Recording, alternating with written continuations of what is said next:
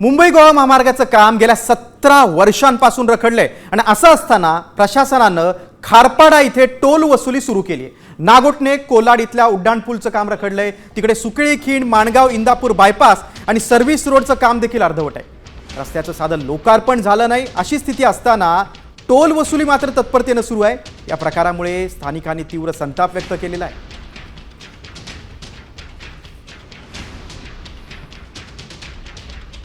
रास्ता तो पहिले पूर्ण करा, त्याच्यानंतर टोल घ्या। आता टोल सुरू झालेला आहे, आता रास्ता पण पूर्ण नाही झाले, कसं काय टोल घेते? तासन तास इंदापूर माणगाव सगळ्या पॅचमध्ये नागोठण्याच्या ह्याच्यामध्ये खोळंबा होतो। रस्ते दुर्लक्षित आहेत, अपुरे आहेत का म्हणून हे आम्ही सहन करायचं अन्यायकारक आहे। बघा कशी टोल वसूल केली जाते बघा। वाहन प्रकारे कार जीप व्हॅन एकेरी प्रवास 95, परतीचा प्रवास 145, हलकी वाहन मिनी बस 155 रुपये एकेरी प्रवास, तर परतीच्या प्रवासासाठी तुम्हाला 235 रुपये मोजावे लागतील। बघा वाहन प्रकार बस ट्रक एकेरी प्रवास 325, परतीचा प्रवास 490, 3 एक्सेल व्यावसायिक वाहन 355 रुपये एकेरी प्रवासाला, तर 535 रुपये परतीच्या प्रवासाला।